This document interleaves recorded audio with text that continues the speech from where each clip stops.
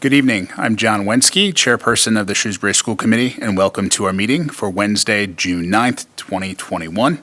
Tonight's meeting is being broadcast on Celco channels 29 and 329 and streamed live on Shrewsbury Media Connections website. Thank you to SMC Executive Director Mark Serra and Liz Poplowski, as well as SPS IT Director Brian LaRue for supporting these meetings. Tonight's meeting will be rebroadcast between now and our next scheduled meeting for Wednesday, June 16th. As you can see in the room here, we've removed our masks. We are continuing to follow Mass Department of Public Health and CDC guidelines, as well as town hall guidelines for wearing masks while walking through the town hall building. Once seated and distanced, we're allowed to remove those masks according to our town manager, Kevin Mizikar. Our first order of business is public participation. Tonight, we do have a resident that requested to address the committee. I'd like to invite him to come to the table and address the committee. Good evening, Mr. Ethier. And if you would state your name and address, and you'll have up to 3 minutes.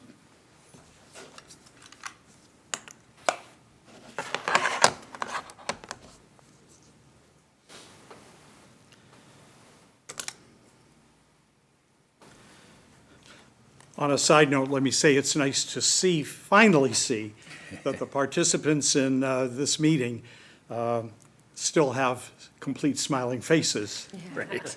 It seems like a little return to normalcy. Yeah, exactly. As indicated, my name is Errol Ethier. My wife and I have been active and vocal supporters of Shrewsbury Public Schools for a very long time. I appreciate the opportunity this evening to briefly leave you with 2 requests and 2 opportunities regarding the Shrewsbury Schools Colonials mascot issue, an issue you folks will be addressing in the near future. One of these requests is that your decision-making be based on the merits of the arguments presented in this mascot issue, as opposed to making decisions that will be perceived as only politically correct. In our current contentious political climate, it often becomes more challenging to make merit-based decisions on controversial matters. The other request is that your decision-making move beyond what is usually labeled as cancel culture, that set of actions that, among other things, denigrates major historical figures and erases or revises history. Such cancel culture, based on so-called enlightened or woke standards of our time, hinders us from recognizing that many historical figures, even with their flawed actions, greatly contributed to the principles that make our country and its ideals great. And for the sake of completeness, let me quickly acknowledge that our country's ideals are not yet fully achieved for all individuals and are still a necessary work in progress. Yes, our country has major long-standing social injustices to address, but to simply erase references to historical figures and groups, including the colonials, I would argue is a mistaken approach and ultimately achieves little forward progress. It may be symbolic and politically correct to change our mascot name in these current times, but that does not really advance solving critical social issues in a significant way.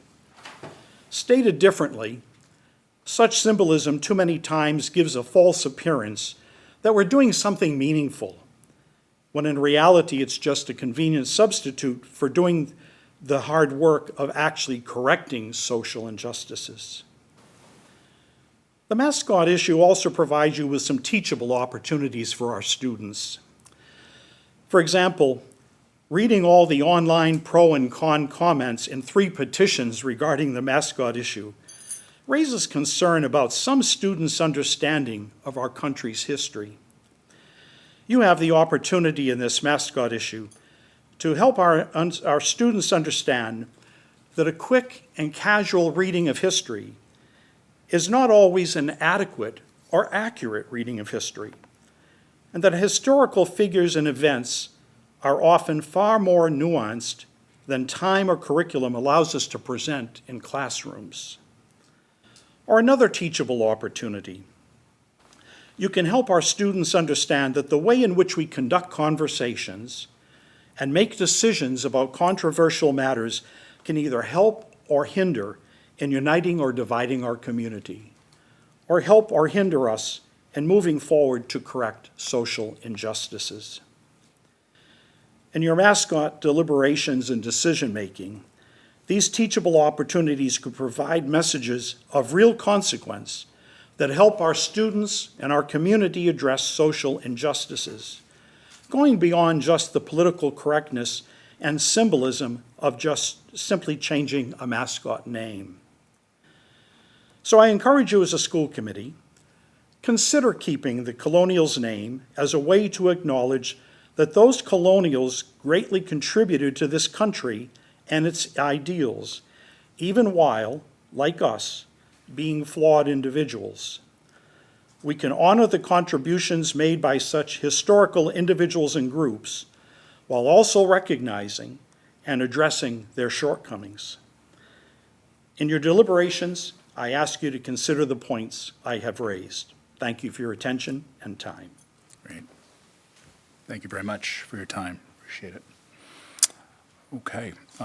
The next item on our agenda is chairpersons and members' reports. Colleagues, anything to report? Just from my perspective, just want to congratulate the class of 2021. I had a chance to attend their commemoration and their graduation last week. It was an honor to be able to present 437 diplomas and to see their excited faces coming across the stage. So really appreciate the opportunity to attend that event. I also want to thank Mrs. Molina and her remote kindergarten class. I was able to attend on Friday, and we drew birthday cakes. Not the best drawer in the world, but you can kind of see this. That was my final attempt at the birthday cake. The first attempt looked a little too much like a boat, kind of like the Titanic, so I just decided to keep it on the side. But I'd like to thank her kindergarten class, her great group of kids, and it was an honor to attend that class. Next item on the agenda is Superintendent's Report. Dr. Sawyer. Thank you very much. Excuse me, Mr. Wensky. I also would like to congratulate the class of 2021 from Shrewsbury High School. Very much enjoyed their commemoration and their graduation exercises last week. Mr. Bazillo, I know, was sweating out the weather, but it turned out to be a picture-perfect evening. The first outdoor graduation since, I believe, around 1980, and the first we've ever had full graduation on the campus outdoors at Shrewsbury High School on its current location. And these are students who certainly came through and went through the latter part of their junior year and their entire senior year through a pandemic, and really, in so many ways, rose to the occasion in terms of these historic challenges they really had before them, and certainly want to thank all of the families for supporting them, our educators and support staff for everything that they did to help this class make it through, and we wish them well as they move on to bigger and better things. I also want to mention in my next superintendent's update, which I'm hoping to send out hopefully sometime tomorrow, we'll have a link to the graduation video. We'll also have a link to the recent online virtual Shrewsbury High School music concert. It's phenomenal performances by all the various performance groups, orchestra, band, choral groups, and put together in a very innovative way, utilizing the available technology. And again, just another way that our faculty and our students adapted during this time. And it's really enjoyable, so we'll send that out as well as the performance that the senior choir was done on video for graduation this year as well. We'll get that sent out. And then bus registration, I just want to mention that is now officially open.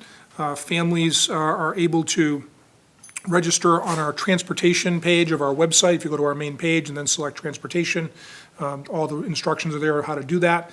We ask people to register their children now. It really helps us with planning. There are separate links to register students for Shrewsbury Public Schools next year, or Assabet Valley Technical High School, or any private schools that are located in Shrewsbury.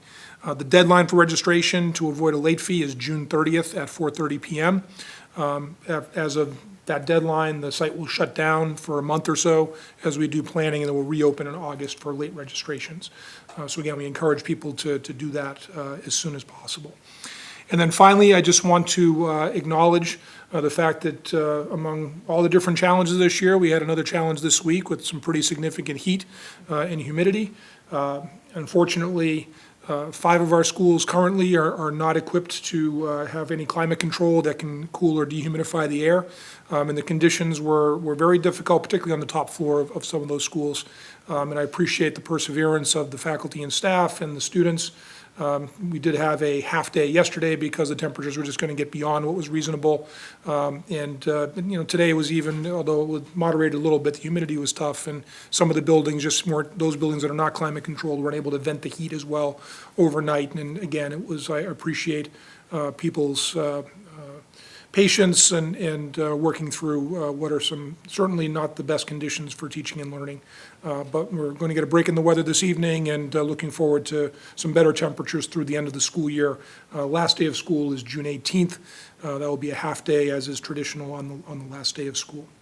And that is Superintendent's report this evening. Great. Thank you, Dr. Sawyer. The next item on our agenda is a time schedule appointment. It's an update on the school district's response to the pandemic, and we'll give it back to Dr. Sawyer. Thank you, and we'll keep this brief again this week. We continue to see very favorable numbers with regard to COVID cases in the district. We had, as you can see from the chart that's on the screen, this is the dashboard that you can access through our website. The last 4 weeks, the total number of cases among everyone attending in-person school in our school district were, 4 weeks ago it was 3, then a week with 1. In the last 2 weeks, we had only 2 cases. So these are terrific numbers, and hoping that this again is a signal that we're coming out the other side of this pandemic. At the same time, we continue to need to be vigilant. The 2 cases this past week, both at, as you can see from the dashboard, there's other section of it, if you click on it, we're at Floral Street School, and there is a potential that there was an in-school exposure with regard to that. So now that's increased the number of potential in-school exposures and spread to 9 total cases across the entire year. That's out of a total now of 446 total cases in our anyone who was attending school in person during the school year. So again, overall, a very good news story, but we continue to observe mask wearing within the schools, which is another reason why the heat and humidity was tough this week, because it just wasn't quite the same in terms of that, and we're not able to use fans to blow directly on anyone because of the public health guidance around that as well, which we sort of exacerbated moving through those difficult warm conditions. But it's a good news story. We are looking at, in terms of planning for next fall, the State Department of Elementary and Secondary Education has made it clear that other than the potential for younger students wearing masks, otherwise it is back to normal operations next fall. We will not need to set up our gymnasiums as cafeterias to maintain 6-foot distancing at lunchtime. So barring any resurgence, which of course we hope is not the case, we should have a pretty normal return to school in the next school year opening at the very beginning of September next year. And be happy to answer any questions or hear any comments the school committee has regarding our situation right now in managing our pandemic issues. Great, thank you very much. Colleagues, any questions or comments? There being none, thank you very much. Okay, we'll move on to the next item on the agenda, which is student recognition for State Science Fair winner. Just for background for the committee, this year the Massachusetts Science and Engineering Fair for high school students was conducted virtually over several days between April 28th and May 5th. Shrewsbury High School grade 10 student Maya Kasbekar received a first place award for her project automating a skin cancer diagnosis using machine learning technology. And here to present our winner is Dave Riscosi, who's the Director of Science and Engineering at the high school. Well, first off, thank you for taking the time to recognize Maya on her accomplishment. So thank you to the school committee. Thank you, Dr. Sawyer. Obviously, the science fair this year was certainly not anything close to what we've done in the past. And we followed the lead on the regional fair along with the state fair, and it was conducted virtually. So I also want to thank the 20 volunteer members of our community who took the time to watch the 5-minute videos of each of the students' presentation and evaluate their work through Google Forms and submit their scores that way. So Maya propelled from the school fair where we had approximately 15 students that participated this year. Under normal conditions, we've had about 40 to 50 on the higher end of things. So numbers were certainly down, and I think that this is partly because a lot of the labs around the state had closed and were not open to high school students to come in and conduct experimentation. So the regional level also saw a drop in the number of projects that were presented at the regional level. Normally they have around 100 to 120, and there were about 60 or 70 this year. So it was obviously a challenge for the students, and they really deserve credit for kind of persevering through these tough times. And also a thank you to Jeff Thayer and Steve McKinstry, along with Brian's team, for the support with electronically and digitally making it possible for the students to submit their videos and make them accessible. So Maya's accomplishment obviously is phenomenal, and I'd like to give her the opportunity to take my spot here, unless you had any general questions about the science fair and the process this year. Sure. Any questions? Okay, I'll turn it over to her. Thank you. Appreciate it. Yeah, thank you.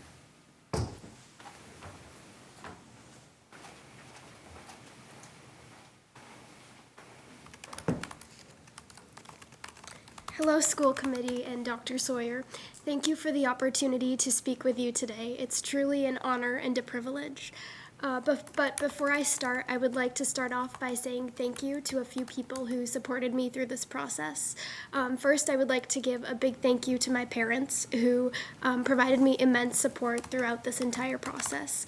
Additionally, my school science department, including Mr. Riscosi, and my chemistry and research methods teacher from this year, Ms. Phillips, who also supported me greatly throughout this entire process. Speaking broadly, my project is automating skin cancer diagnosis through the use of machine learning algorithms. I saw that skin cancer is currently a great issue in the lives of more than 5 million Americans today, and it's ever increasing on a global level. The current method of diagnosis is through a physician's visual inspection, but this can be subject to inaccuracy and error many times, with the most trained physicians sometimes only achieving an accuracy of 80%. Therefore, the goal of my project was to kind of see how we can ultimately increase the accuracy of such diagnoses. Machine learning is kind of about making computers as smart as humans. It uses two key concepts, forward and backward propagation, for regression and classification. My project in particular compared 4 key machine learning algorithms, support vector machines, logistic regression, decision trees, and neural networks, as well as one powerful deep learning algorithm, the VGG16 convolution neural network, and the differences I found were huge. The goal of my project was to kind of compare how a physician's accuracy can be along with the shallow and deep learning algorithms. As I said, physicians, many trained physicians, achieve up to a 62 to 80% accuracy, while the shallow learning algorithms in my experiment achieved an 87% accuracy, and the deep learning algorithms actually went up to a 97% accuracy. This is a very happy achievement because it can greatly increase the developments we have in cancer and cancer detection. There's many developments and advancements currently going on, so being able to be a part of this was really a great experience. Thank you. Great. Very good. Wow. Colleagues, questions or comments from Maya? Dr. McGee? Holy Moses. I got nothing but admiration for you. I can tell you that figuring out rashes or skin lesions of any sort for my whole career was one of the toughest things. And so certainly you chose to address something very important. I'm curious what the false positive rate was with your algorithm. I don't have it at the top of my mind right now. I think it was, the false positive rate was close to 80%, or How much? I think it was 80%. I'm not. Wouldn't be 80%. I can't, maybe it was 30. Sorry, it's just. Not So off how the top. many would the algorithm predict had cancer, and then when that was checked, they did not have cancer? Oh, I think it was 30 actually. 30? Because I remember sorry, I used the term specificity and Yeah, sensitivity. okay, specificity. I think the specificity was close to 30% and the sensitivity was 80, Okay, I think. thank you. Yeah.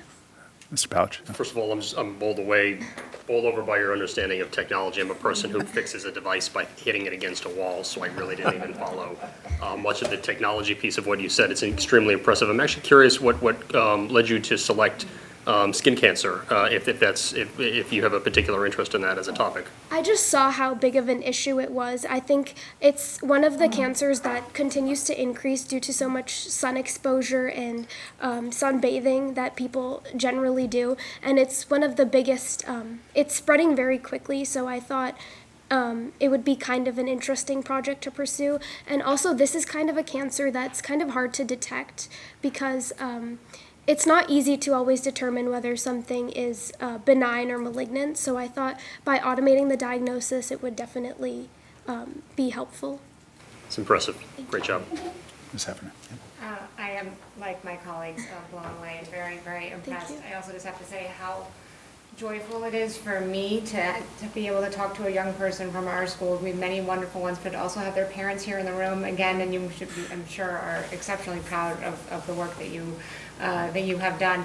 I personally have a family member who passed away from skin cancer. I am impressed that you're taking on something of such importance in society, and I wonder if this is an area that you think you'd like to continue doing research, or if you have thoughts about even future partnerships. It seems like you have struck upon something that seems really important for the world. So what might be next in your mind? I'm definitely interested in pursuing a career in medicine, but I love the intersection between machine learning and medicine, so that's definitely something I want to pursue.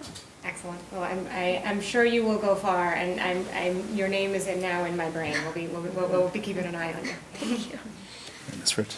I agree with Mr. Palish, the whole technological piece of it, I had no clue what you were talking about. But the whole, from the dermatology side, as an older person, you know, when you go to the doctor, they always do talk about skin cancer and, you know, having to make sure, you know, checking, and they're like, oh gosh, do I have to do that? And it's funny because I just was reading a lawsuit in what I do in my work day, and it was a dermatologist who was having visual issues and misdiagnosed someone because he wasn't able to see the color. And you know, this is something that would have picked up on that. So this is just really amazing to see that you know, somebody your age is already doing that. So just amazing. Good for you. And like Ms. Heffernan said, you know, coming out of Shrewsbury High, these are the stories that we love to hear, so congratulations. Really, really impressive. Definitely congratulations to you, Maya. Definitely echo the sentiments of my colleagues, and know a little something about machine learning in the e-commerce space in terms of artificial intelligence, but very impressed with your depth of knowledge, and certainly congratulations on your accomplishment. Dr. Sawyer, any further comments? Thank you. And for those tuning in, you may have heard that Maya's a second-year student. I just want to be clear, she's a second-year student at Shrewsbury High School, not UMass Medical School. But she may as well could be based on that presentation. You know, congratulations to you. This is a lot of hard work. It's really an innovative project. I can certainly understand why it earned first place across the entire Commonwealth of Massachusetts. And that was well-deserved.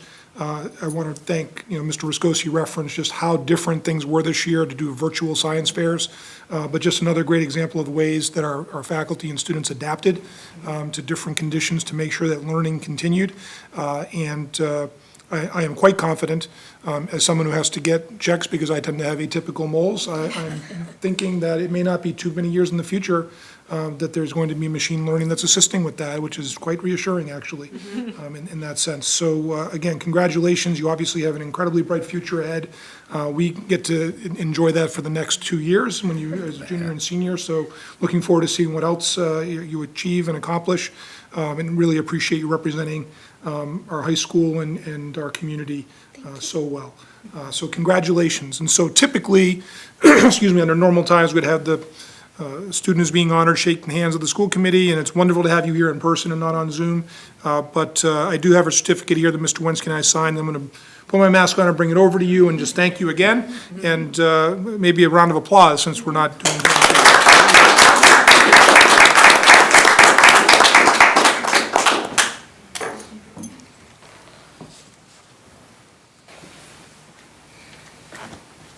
All right.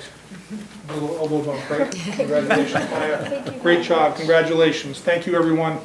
Well done. You don't have to stay. You can go home and enjoy, celebrate. Well, thank you, Maya. Thank you, Mr. Riscosi, and to Maya's family for being here as well. And we will move on to the next item on our agenda, which is another time-scheduled appointment. It'll be an annual report from the Special Education Parent Advisory Committee. Per statute, the district must have a Special Education Parent Advisory Committee, or CPAC, which is a volunteer organization made up of parents and caregivers whose children receive special education services through Shrewsbury Public Schools. And here to present are several of our CPAC board members, and to do introductions, Ms. Meg Belcito, who's the Assistant Superintendent for Student Services. Meg. Good evening. Thank you so much for having us tonight, and I see them all on the screen. So I'm excited to have our CPAC present to you what has been, as we all have said many times, a challenging year, but yet, as you'll see tonight, they talk about a number of things that are not only positive, but help us make sure our students are successful in the days and weeks to come. So first, at the top of the screen, we have Colleen Corbett. She is the president of the CPAC. Right below Colleen, I see Jill DeBender, and she is part of the group as member advocacy and community. I see Blake Poggi, and Blake is our treasurer, I believe, and Ashley is our representation, Landis is our representation from Parker Road Preschool and Early Elementary.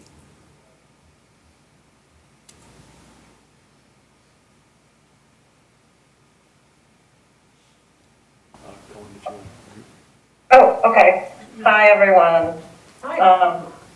Thank you, Dr. Sawyer and the school committee for this opportunity to present tonight. I feel like I've gotten to know you all after a year override campaign meetings. Special thanks, as always, to Meg Belcito for supporting us, answering our questions, sometimes more than once, and finding ways for us to collaborate. Also, thanks to our new liaison, Lindsay Heffernan. We look forward to working with you again this year. And thanks to our special education staff who did a Herculean job of transitioning to remote learning this past year, keeping students engaged and just somehow making it all work. And lastly, thanks to our families for providing us feedback and supporting each other through our very challenging year. Also, thanks to my fellow board members, Jill, Blake, and Ashley. While it was difficult to stay connected this year, we managed to keep in touch and support each other. I appreciate everything each of you do for our group. And this is our mission statement. You've probably seen this before. We believe in the power of parents working together to make an impact. And this is our official statement, and we do try to do all these things. But this year, I think more than ever, I felt like our mission was just to trust that things would improve and keep going. Jill? So I get to talk about what we do, and our goal is to help parents participate effectively with the special education process. We do this by providing opportunities for parents to connect through general meetings and social events. We have hosted educational workshops and presentations to inform parents how best to advocate for their children. We are helping parents to learn about rights regarding the special education laws and procedures. We maintain a Facebook page and website offering resources and services. And with feedback from our parents, we work to identify areas of special education, in the special education system that might need improvement, tweaking, whichever, and we share that information with the special education department. Highlights of our year. For this academic year, although challenging, we still have, I think, been successful, which we're very proud of. We held 5 virtual general meetings, which were well attended, and we had very lively conversations. We had a basic rights transition planning workshop. We hosted a school reopening webinar for special education parents in September. We issued a survey in November to assess how the remote learning was working for our families and give feedback. We launched our website, shrewsburycpac.org. We moved to an integrated email marketing platform so we could manage our emails better, and we increased our membership to 240 families, which I think is a huge accomplishment. We also became a 501c3 nonprofit organization, which was a lot of paperwork if you've ever done it. And through dedication and perseverance by Colleen, she accomplished this. And so many, many, many thanks to Colleen for this accomplishment. Next up will be Blake, talking about the year. Yeah. Can everybody hear me? Yes. Yes. Yep. Okay, great. A little over a year ago, the rug was pulled out from under all of us. School ended abruptly, and our attention was gripped by a worldwide pandemic. More than ever before, we depended on state and local leaders for guidance and to keep us safe. And as COVID cases surged, we attempted to adjust to a new normal, and this involved a major shift in our mindset. There were enormous stresses and challenges for everyone. As parents and guardians, we supported our children as remote learners and struggled to make an unprecedented situation work. Case numbers, thankfully, are plummeting. Many are able to get vaccinated, and our communities are opening up. At the same time, there's an increased need for resources and support for those who have experienced illness and loss, and for those having mental health issues at such a difficult time. And I'm going to pass it to Ashley now. During this time, especially in terms of remote learning, we recognize that students with disabilities and their families face particular challenges. So although we weren't able to gather in person, we were able to hold virtual meetings, as has been mentioned, and also to support families through social media. So we posted resources to our private Facebook group, and that was also a place where parents could ask questions and support one another, although we weren't able to get together in person.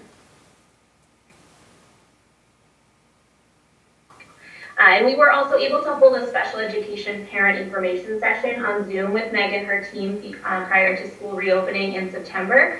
There was a lot of interest in this. We had over 100 families who came, and this meeting was really informative and allowed for a lot of time for question and answer, which we know is appreciated by families, especially at a time when there were so many unknowns about what the coming year would bring. I'll pass it to Colleen. And we utilized our survey function of our new email server in November. And in addition to asking about special education service delivery, we asked our members about communication with teachers and assessing materials remotely. And then we also asked open-ended questions about what families and students' challenges were. The families who responded had many suggestions regarding what wasn't working and how things could be improved. We plan to issue another survey this summer to determine what types of workshops families are interested in. Joan? One of the things that we were able to do is put on another presentation by the Federation for Children with Special Needs. They offer 3 different types of in-services for parents. One is evaluations and eligibility. One is understanding the IEP, which is our most common workshop, and most local CPACs offer this one as well. It's just a very common thing. And then the third choice would be a transition planning session, which we did for the very first time this year. We felt that everybody is pretty up to speed on the other subject matters, and we became aware of our parents' need to hear more about that transition phase in their student's life. And so therefore we offered this particular workshop just to help parents understand how to advocate for and prepare their students that were turning ages 14 through 22. There's new words, there's new papers, there's new goals to help in moving forward, and it's a very, very informative workshop, as they all are. So we were very happy to be able to offer that this year to our parents. Okay, Colleen is up next. Creating a website was on our bucket list for years. After a couple of successful fundraisers, we decided to invest resources and hire a designer to help us create one. We were thrilled with the result. In addition to the homepage, where our fall events will appear on the right, we have an About Us section that lists our board members. It will list this presentation, link to this presentation, and links to previous events and resources. Email marketing. Our website designer encouraged us to utilize MailChimp in order to have a consistent look between our website and our email updates, and we're glad we did. This year, we've just scratched the surface of what this platform can do, and we look forward to improved contact engagement and tracking. Thank you to Jason for your campaign leadership and to Lindsay for convincing me to get involved. I learned a ton about Shrewsbury history, town and school budgets, taxes, and municipal politics from this campaign and going door to door in our community. And I'm beyond grateful that we were able to get out the vote and win. Blake? So as Jill mentioned before, we're officially a 501c3 nonprofit now, which means we can fundraise independently. Other organizations have generously allowed us to partner with them in the past, and so we're thankful to them. And this fall, we're going to have our very own textile drive, so you can look for that. But I also had a special note here to Colleen for all her perseverance on this. It was just amazing. It took years, and she was determined to see it through. So I just want to thank her again, because this was all her, and she did it. So we're really grateful to her. Thanks, Colleen. All right, thanks, Colleen. I'm going to pass it to Ashley. So something that's so important and has been a big focus is the commitment to mental health. I think we can all agree that the pandemic has exacerbated this already existing crisis, and we appreciate that Shrewsbury Public Schools has really made this a priority, including pursuing a mental health screening for all students. We were also really excited to learn that we will be starting a contract with Interface, which is a phone-based referral service for mental health providers. They provide referral counselors to assist callers in identifying appropriate mental health services, which can be extremely challenging. So we were really excited to learn about that. And another very important focus, of course, is the commitment to diversity, equity, and inclusion in our schools. And we thank the district for all the work that's being done around this to create an environment where everyone's success matters. We want to recognize the efforts in commissioning an equity audit, expanding the hiring process to increase diversity, professional development, and reviewing and improving anti-racist practices, all of which lay the groundwork for this vital work to continue to grow. Go back to Colleen. This has been an enlightening year for my family on this issue, as one of my children has come out as non-binary. My child is public about their status and will be proud that I got their pronouns right. I am thankful that they found the courage to be who they feel they are, and that we have a school community that supports their decision. Jill? In the midst of every crisis lies a great opportunity. Albert Einstein. You can see the printout yourself, but you know, if that's not an understatement, I don't know what is. This year has certainly given us many, many challenges and certainly opportunities. This past year has been an opportunity to connect with our children as they grow up all too soon. With a front row seat, many families were able to experience their child's classroom firsthand and appreciate the amazing work their teachers and school staff do daily, as well as our school leadership's ability to navigate this crisis. We are grateful for our school community and its resilience. We are certainly grateful for all the hard work and effort and persistence and brainstorming and everything that our teachers in our community have done this last year, trying to make this a very huge challenge and opportunity work for us. So many, many, many thanks to our Department of Education. And next is Blake. So our goals for next year will continue to grow membership, including recruiting parents for vital liaison and board positions. We'll resume in-person meetings and coffees. We'll continue outreach to PTOs and work collaboratively with them. We'll leverage our email marketing for increased engagement, and we'll survey parents about workshop topics for next year. And I think that's the last slide.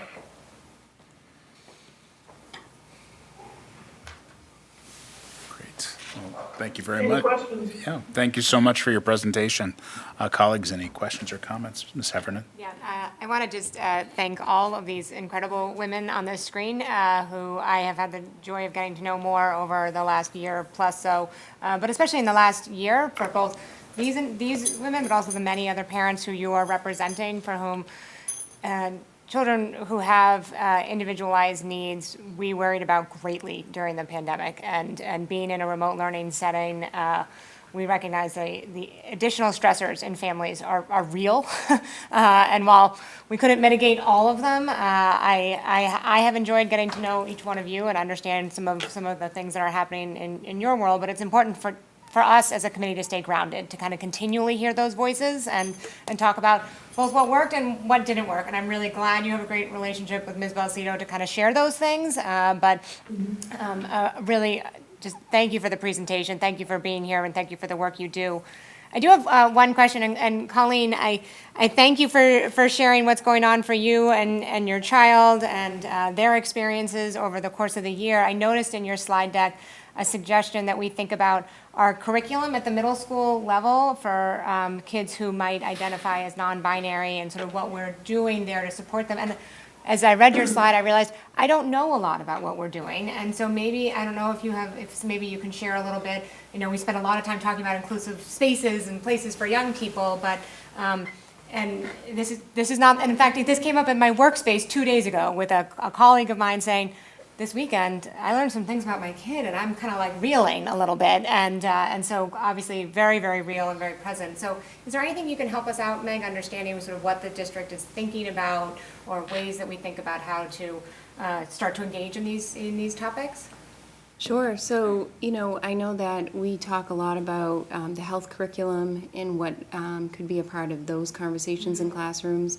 Our counselors with trauma-informed practices, the other, you know, great resource that we've gone to, and they've presented not only to all of the special education staff and all of our paraprofessionals a couple of years ago, but also specifically for one of our elementary schools. I believe that before the pandemic were safe, supportive schools through the Department of Education, and they're a wonderful resource, and they'll come out and they'll talk with staff, they'll talk with families.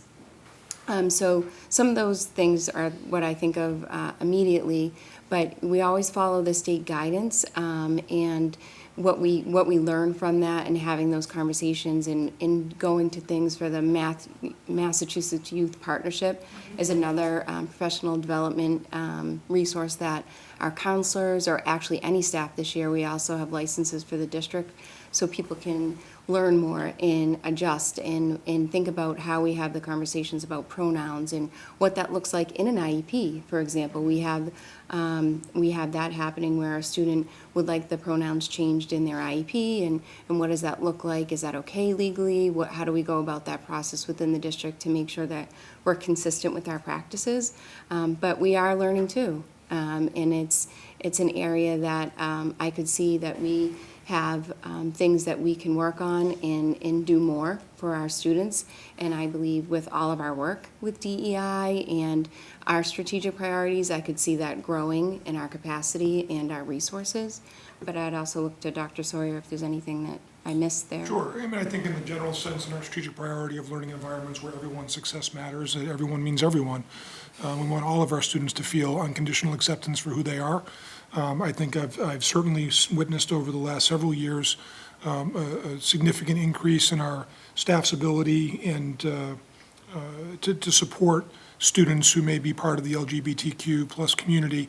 And naturally, that tends to be focused more at the high school level, but there are certainly undoubtedly more students at the upper middle school level who have raised these kinds of issues, usually pretty personally, but I think in more recent years, more and more publicly, and that's something that we're all adjusting to, not only in society, but certainly as a school community as well. So again, when you talk about curriculum, there are very specific health curricula, and of course, parents have certain opportunities and rights for information about that by law. But certainly we want to be sure, just as the program from the department talks about, safe and supportive schools for everyone, and all means all when it comes to that. Thank you, and thank you, Mr. Chair. Again, thank you all for continuing to advocate and to continue to make us be better. And so I really do appreciate the work. Thank you. Thank you. Any additional comments, Ms. Fritz? Just thank you for your presentation, and I know from, past presentation in many years, it's a really hard working group, and during a really difficult year, you've made a lot of strides as well, and that nonprofit status, that's a lot of paperwork, so congratulations on that. And Jill, I really like the part when you talked about the crisis an opportunity, and I think we've seen that in a lot of areas this year as we've gone through a difficult year. We've learned a lot, and things that we can do differently because we were forced to do it. And we're like, wow, we could have done this differently before. So I think this has been a tough year, but we've also learned a lot. So thank you for everything that you do and the information that you bring every year. But I think you've had a really great year and the things that you've accomplished in a tough year. Very impressive. Thank you. Any other comments, Mr. Palich? Kudos to Colleen, our fearless leader who champions, and blazes the trail ahead of us. Kind of bureaucracy. Mr. Palich? I just wanted to extend my compliments to CPAC for, I know that in sort of pre-pandemic times and through now, a lot of the work that you do involves connecting with families and building relationships to be supportive. And I think one of the challenging aspects of the pandemic has been has been really difficult this past year to build relationships with people and to connect with people. And you've obviously managed to succeed on that front, so that's something you always do very well. And just my compliments for managing to keep that up during a time when connecting with anyone has been especially challenging. Thank you. Thank you for your commitment to the time and effort that it takes to run this committee, and just for your being an ambassador to parents that need assistance and understanding the resources that are available to our district. Also appreciate and congratulating you on your website as well. I've been there, and it's easy to navigate, easy to find how to get involved. And the helpful links on there are extremely valuable to parents. So I appreciate the effort that you've put into this, and thank you for the presentation. With that, Dr. Sawyer, any further comments? I certainly want to thank Colleen and Blake and Jill and Ashley for their leadership. This is a lot of time and energy and effort that it goes above and beyond their normal roles, certainly as parents and community members, to be leaders in this community for our special education program. In the words I think of are partnership. I think it really is a true partnership with the school district and working together, particularly with Meg and the special education leadership, because the other word that comes to mind is perspective. The more parent perspective we have about how things are working, and we know that issues relative to students who have disabilities can range lots of issues, whether that's navigating the process or whether that's making sure that families understand and feel positively about the quality of the education their children are receiving. I think we have a phenomenal special education program, and we're very proud of our continued work, not only to the quality of the learning that happens and the support that students receive, but also, and I know that the CPAC has been very supportive of the work we have done around unified programming, which continues to expand. We now have at the preschool level, and Meg's leadership has been instrumental in that as well. So again, this whole idea that we want to become as inclusive of a school district as we possibly can, and we could not do that work well without the partnership with these four leaders. So thank you so much for your time and your energy and your efforts. And I don't know if there's anything else that Ms. Belcito wants to say in closing. I just want to say thank you, and I'm so grateful for the wonderful relationship that we have. And it goes without saying that we couldn't do it without you. And I also just want to say thank you for becoming a nonprofit. That's just a wonderful, wonderful accomplishment, along with everything else that you did during such a challenging year.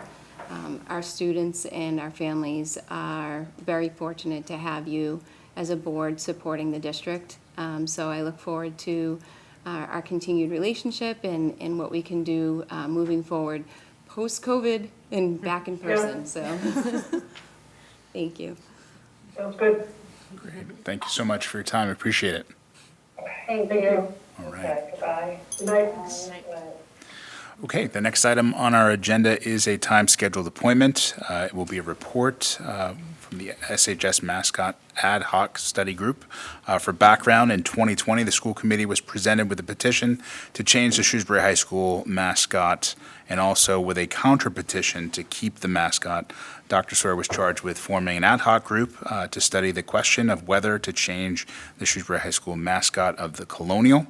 The SHS Mascot Ad Hoc Study Group has been investigating the origins of the mascot at SHS, learning about the mascot's historical context, and soliciting and considering viewpoints regarding how the mascot is perceived currently as representation of the school community. Here to present is the SHS principal, Todd Bazidlo, along with Dr. Sawyer. So, Mr. Bazidlo, I hand it off to you. Great. Well, thank you very much for having us tonight, and I think you set the stage for the context for this report. I want to first thank all the members of this committee, the school committee, but also our ad hoc study group committee, who really worked hard over the last, 6 months to kind of come to the resolution of a report that the school committee charged Dr. Sawyer with. What I'd like to do tonight is really give the committee and the community a good understanding of our work and what happened during our meeting time, and we'll talk a little bit more tonight. We also have the CEO, David McLeod, with us, who will have conversations and help the community and the school committee understand our thought exchange process when we solicited feedback from the community. So, as Mr. Wensky stated, in November 2020, the school committee received a petition and had a counter petition to change the SHS mascot. I'll change that slide, that'd be great. And here are the 5 bulleted items that the committee charged Dr. Sawyer with in forming this study group: investigate the origins of the mascot, learn about historical context, solicit and consider viewpoints of how the mascot's perceived currently as a representation of the school community, share the findings with the community, and then ultimately make a recommendation to the school committee regarding whether to maintain or change the mascot. So with this, we had a call for membership. We had 134 residents or people, I should say residents, because we had some alumni that were actually out of state. We had 134 applications. We went through those applications. The committee was going to be smaller than we initially were going to have the committee a little bit smaller than this, probably 50% smaller, and then we realized the amount of wealth of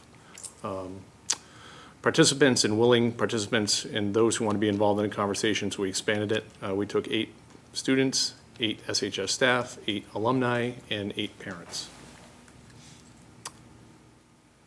So the meetings, we had 9 total meetings, which were 2-hour meetings, and we held them via Zoom.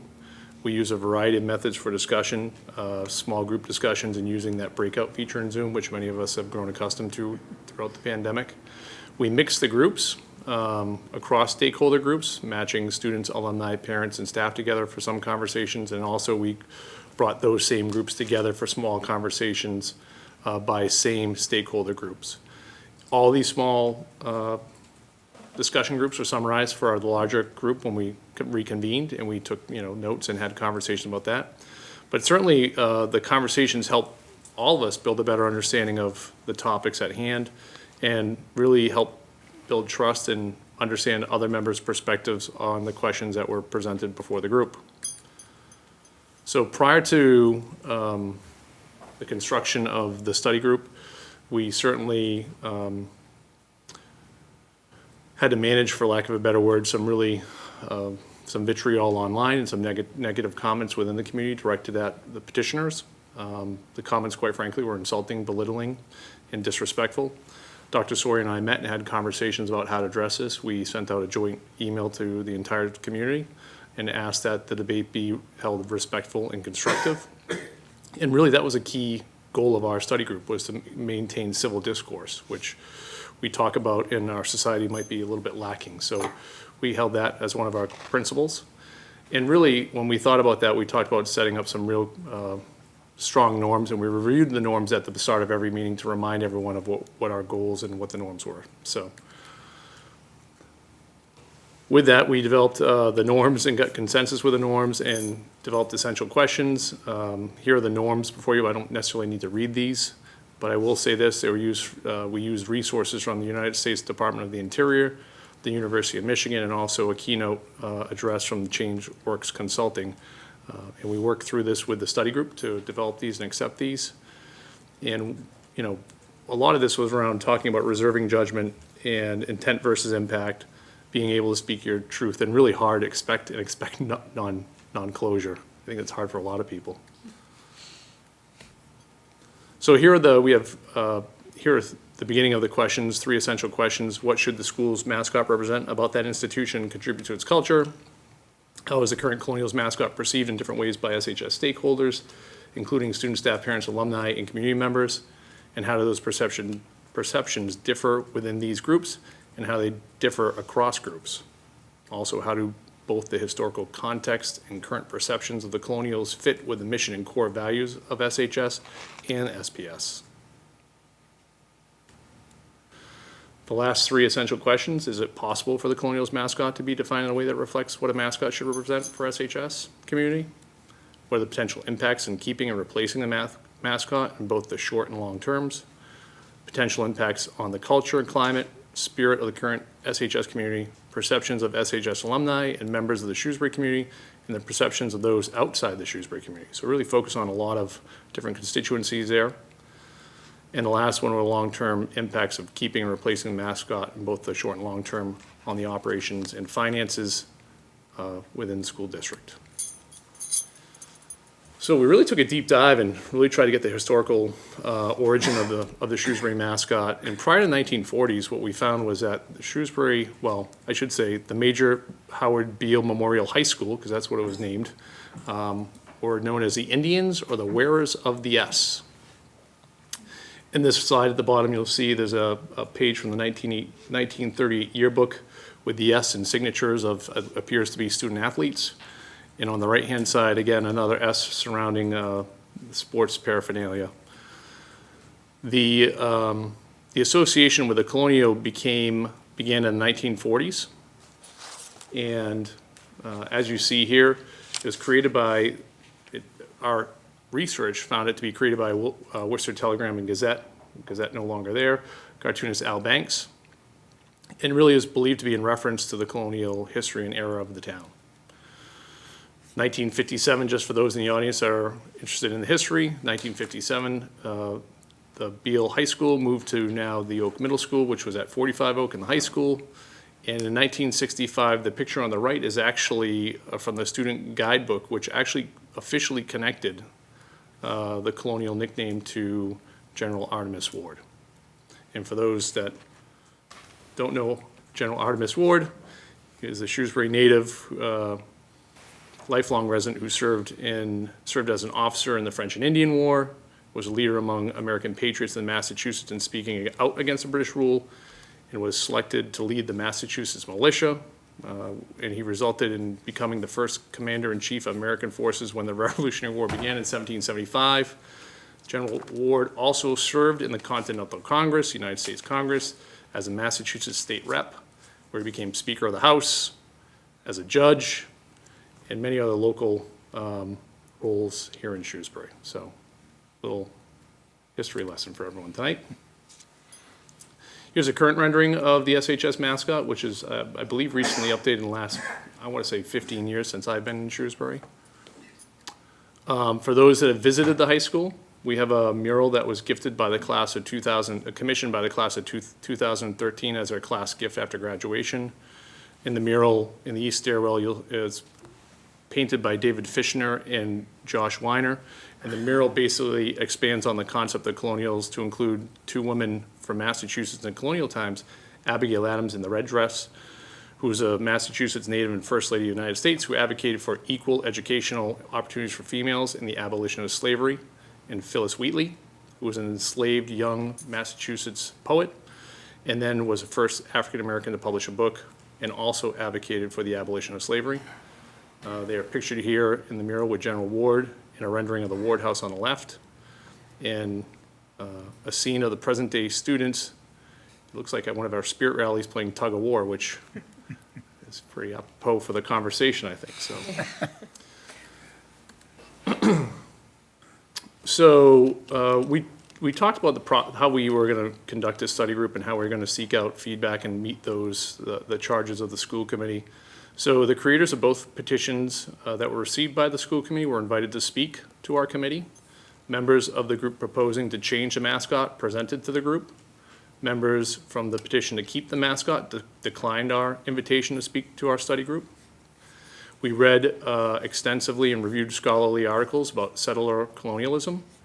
We sought out expertise from multiple colleges and universities in the area. We were fortunate to get one professor to come speak to us or to Zoom with us. We sought out the perspective from various indigenous peoples groups, and we just unfortunately were not able to connect with those folks to speak to us. We read more news articles regarding mascot changes in other communities in Massachusetts and across the country. And then we've solicited feedback through the online thought exchange program.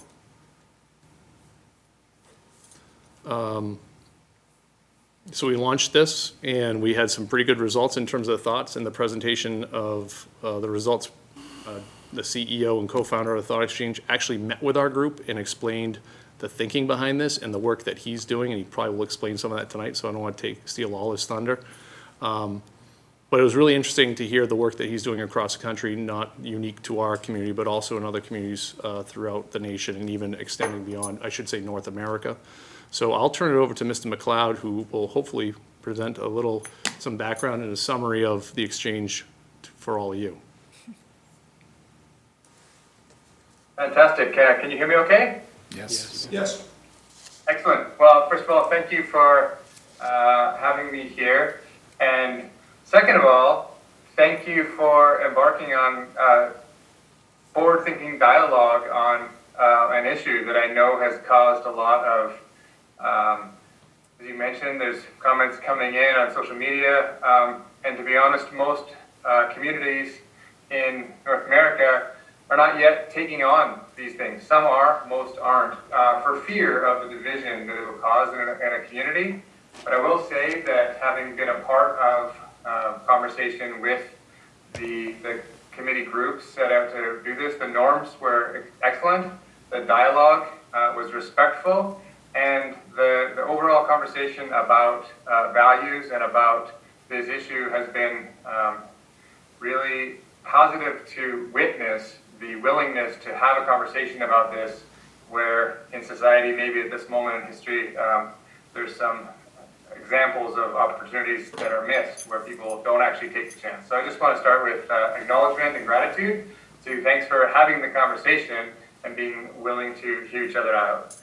I'm going to give you a little snapshot, just for those of you that don't know Thought Exchange at all. Please hold.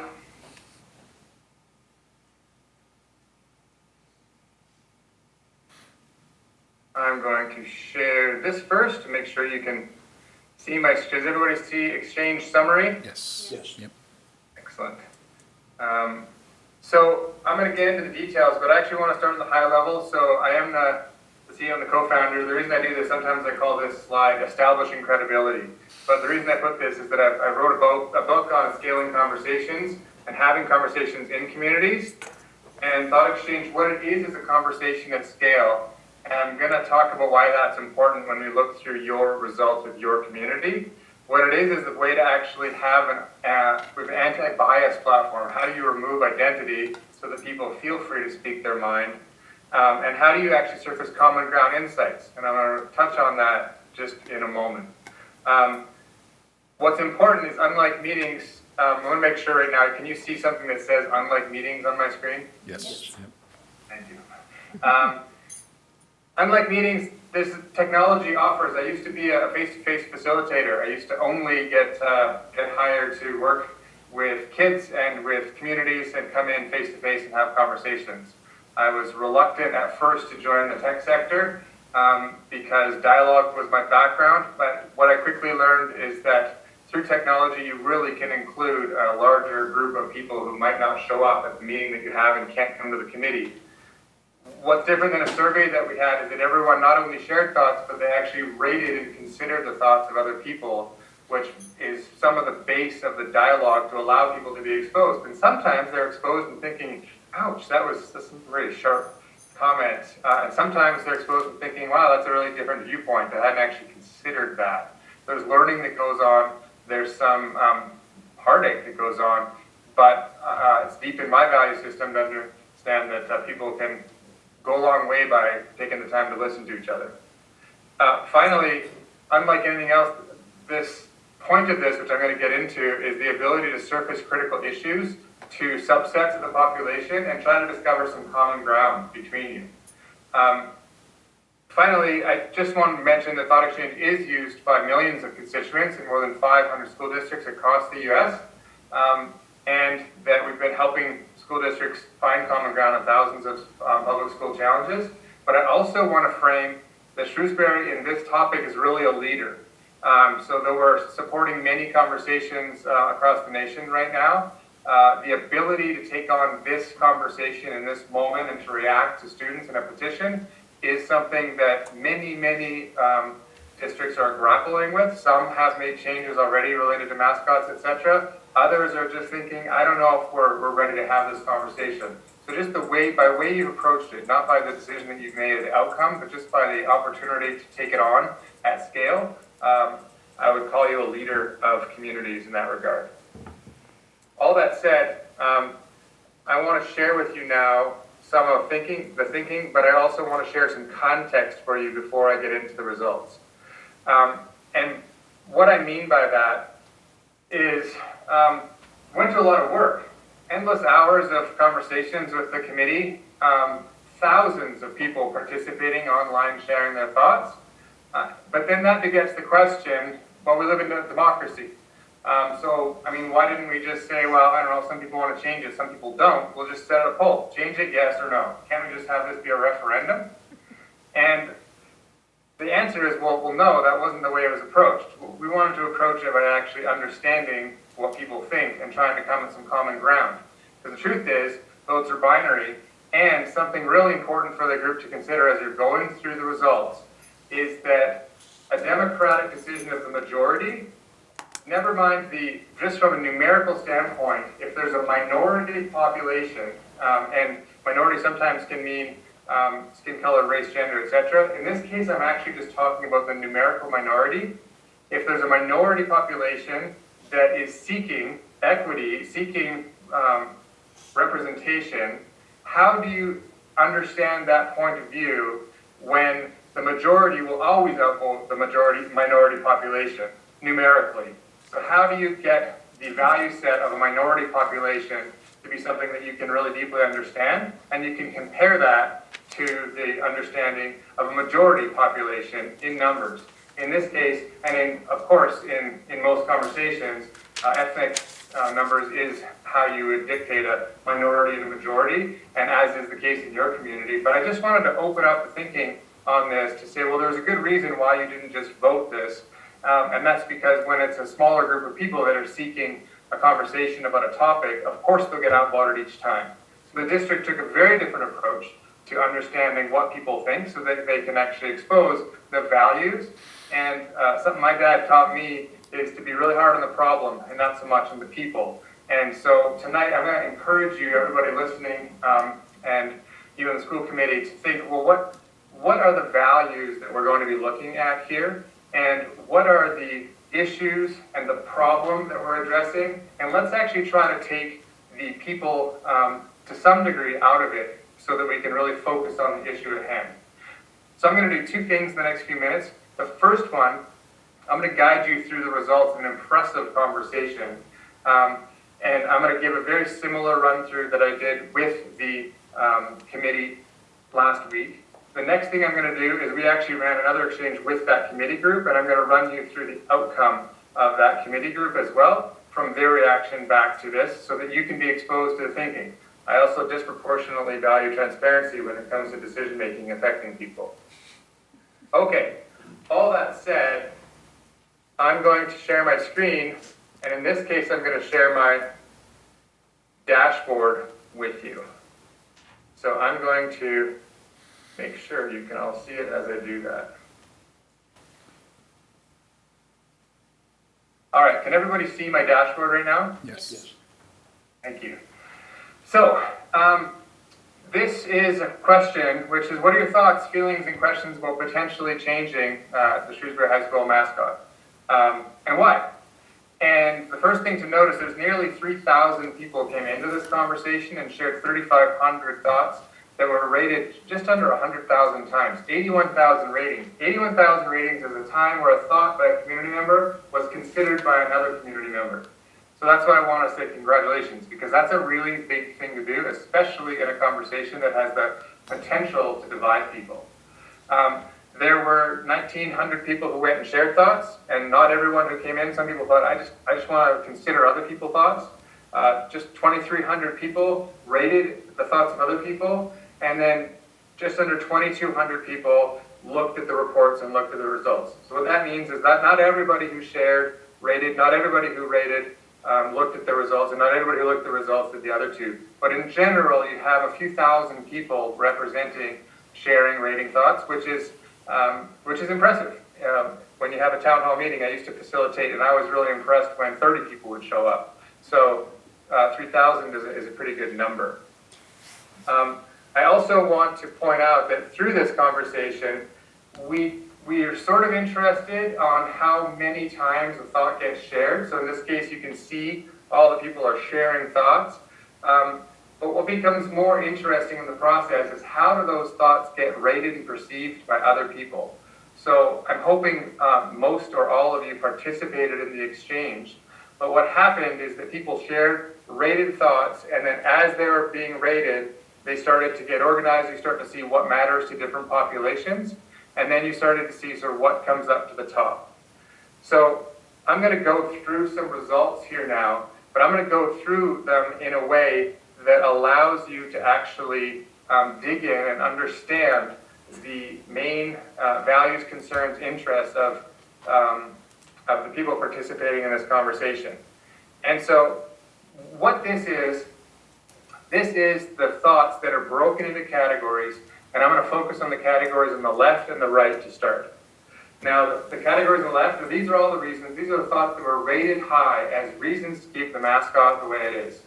So what I'm going to do for the benefit of the community, I'm going to go through and expose you to these things, but I'm also going to do something for you as a thought experiment, which is as you're going through these, just imagine them as someone who might have a veteran for a parent, that might have a long history with the town, and they're sharing this from a place of pride. The reason I put that is that I'm going to do the same thing with the reasons to change, but I really want you to be, like I said, hard on the problem, easy on the people here. It's really easy as a human to get a little wrapped up in imagining who a person is, but if they're thinking about changing or not changing when you're in the other camp. In this case, I just want you to consider there's some reasons here, and let's actually look at some of these top thoughts. And I'm going to look through three of the top groups on this side, and then we'll go look at 3 of the top groups on the other side. So first of all, this is the theme, keep, history. So the top thought here is there's no need to change the colonial. I'm a veteran. The colonial is of significant importance to me in the history of our country.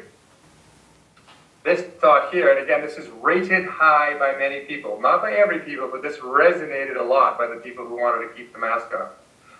This next one, as humans, we're not perfect. Our mascot should reflect us. Anything can be twisted to the negative. As long as we learn from our mistakes and move forward, that's what makes us better and stronger. Erasing history will lead us to repeat it. And the third thought here is, colonials have been a spirit of strength and determination to reach what may be impossible goals and surpass them. That's honorable. Considering the positive and what colonials are to the community, this change seems like a political move that will divide, not bring together. So as I said, as you go through those, I want you to keep in your mind, with the committee I actually had them share and do some dialogue around this, but for the purpose of this presentation, I'll just have you hold in your mind, what do you believe to be the values of the people that are rating these thoughts really high, and consider the values that would cause them to both share and rate these thoughts higher. The next one here is around cost. The school district should not spend the funds to change the mascot. There's so much good $500,000 could do to our school district. There's no need to change. We can spend the money on something that really matters. And a town vote is required. I'm not paying for the cost of this ridiculous change for no reason. The third group I'm going to open up is this one. It is not offensive or racist. Don't find the mascot offensive. I think the history, I like the history and consistency of the name. I don't think anyone was offended. I think it was brought up only because of the current climate. We do not need to seek out problems that do not exist. We cannot and should not rewrite history. I do not find the colonial mascot offensive and don't feel it was chosen with any malice intent. Okay. I went through 3 groups on this side. I'm just going to head over now. And like I said, this is a smaller number of total people. This is their top thoughts, though. They do number largely in a total group size, though. So here's the top thought around non-inclusive. You found the money to get a turf field. Find the money for this more important issue. Professional athletes dislike AstroTurf. We at Shrewsbury like an inclusive environment. The next one, I'm concerned that a group of students doesn't feel included because of the mascot. If a simple change in a mascot can make everyone feel included, then why not? Third one, can we find something that identifies us but does not allude to any cultural identity other than being from Shrewsbury? Using the colonial identifies one group of people having dominion over others, not something that works with a diverse population. I'm going to open up 2 more groups. I think changing the mascot is a good idea. A mascot should represent the identity and values of the students. A colonizing white dude is no longer considered a positive thing. It's concerning to see the people say, well, it's part of our town history. Well, so is slavery, and no one is proud of that. We as a community need to evolve and be more inclusive with each other. This will create tolerance, acceptance, and understanding, which only makes us better. So the third one is, I think it's patriotic and represents hometown pride. I think maybe it needs to be explained, the connection. That's actually in the wrong category. That's okay. Let's look at the next one. I support changing the mascot because it glorifies our colonial history of stealing land from the Mi'kmaq who are indigenous to this land. Supporting land back, indigenous sovereignty, and condemning our history of genocide, war, and theft must be a priority in our community. The third group is outdated. Change is sometimes very hard, but thoughtful progress and focus on right ideals should be viewed as necessary steps to properly reflect our best. We have an opportunity to make an important and thoughtful change that removes potential harm but doesn't harm anything but outdated symbols. It's time to change the Shrewsbury mascot. The name Colonials, even with an updated representation, is incredibly harmful.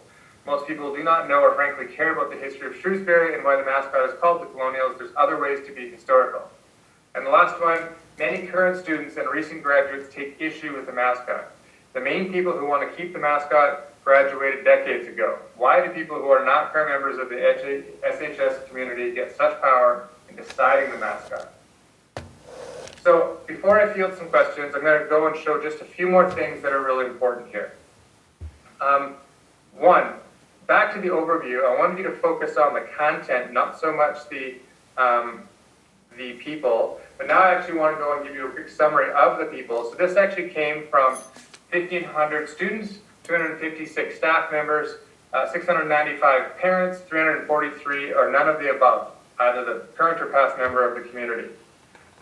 You can see here that 2,000 did not graduate Shrewsbury High School, but the rest of them did in various years. The gender, slightly more females than males. And the non-binary population was 30.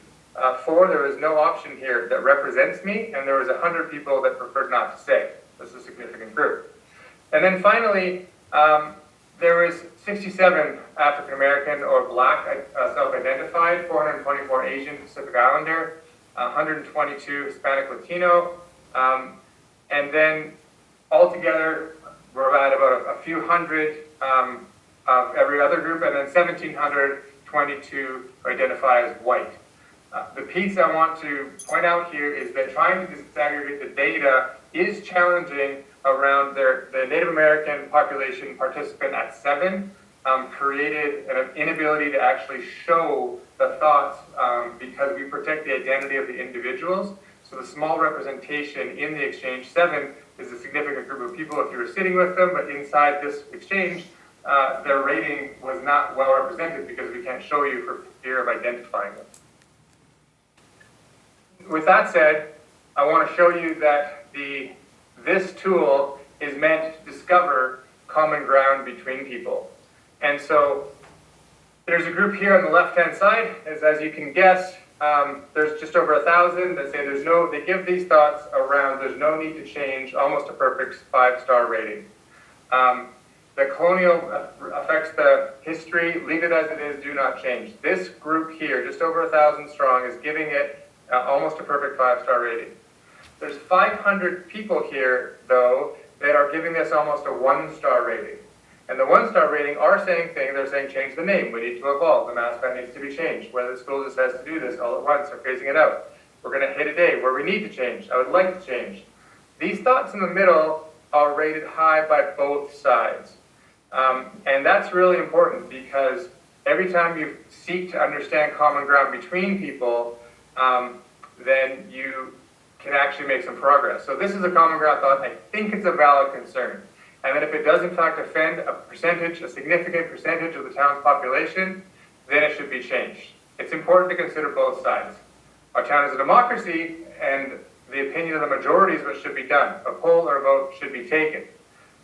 So this is an interesting thought. It's complex. On one end, people are saying if it offends people, we should change it, but we should change that via a vote, by the majority, which may or may not be successful based on what I started the conversation with. The next piece is responding to I'm responding to someone saying the mascot is not important. As an athlete, it is important. I want to include everyone, but the idea to say it doesn't matter at all is not true. It is important and who we represent, because they don't have the characters. What's important here, though, is that both sides agree this is important. I want you to stick on that for a second. There's not one side that's saying, keep it like it is, who cares? Or go ahead and change it because I don't want to care about mascots anyways. Both people are saying mascots represent values. Values are important to me. I care what the students feel is representing them, and therefore I'm invested in this conversation. That's an important insight, and it's also why you're getting such broad participation. There is a thought here. It is not possible to make everyone in this community happy with this process, but the children in our schools are the future of our community. And that was a common ground thought held by both sides, and I think that it was great to see that come out. And in fact, this one, I'm indifferent, is common low, meaning both sides, when they saw the thought, I'm indifferent, were like, well, I'm not. We care deeply about this issue. So I'm just going to pause there for a moment because I wanted to expose you to the overall thinking before I go any deeper, and I want to field any questions that the school committee might have at this moment. Great. Colleagues, any questions or comments so far? No. What's been presented? Not at the moment, but thank you if you want to continue. Okay, great. So I'm going to go through one final piece, and it is this. So inside this, I'm actually going to give you a tour of what was made available to the committee and what is available to go through to show transparency on. You can actually go through these results, and you can filter down and say, I only want to see the thoughts of the staff member, and I'm just curious, what thoughts are rated high when it comes to just the staff members? And there's a mix. How does this change? The mascot should be changed or updated. It's going to be too expensive. I'm 100% against changing it. There's no need. So the staff are actually quite mixed on this. The students, you can go through and see, I'm a current student, and the turf and field is going to be ripped up and rebranded was the number one concern here, which would be highly disrespectful to rip up all that. The change would be very costly. I'm really concerned about the cost in the district. I think we should keep it because it's going to be very expensive. I've heard a lot about budget cuts. And we all love the Patriot logo. Don't change it, which I thought was interesting. The Patriot, they call it the Patriot. Through this data, they actually, many of the students call it the Patriot, which I didn't get some context as to why. So the point here is actually to give you a look at a competency. You are able to go through, like I said, there was one group that was large enough to say you can actually say, let's look at the African American group and see there is a thought that did these thoughts.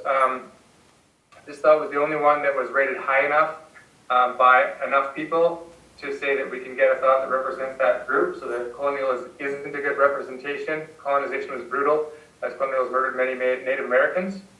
I can look in here and see, let's actually look at the other group, the Asian and Pacific Islanders. I don't think it needs to be changed.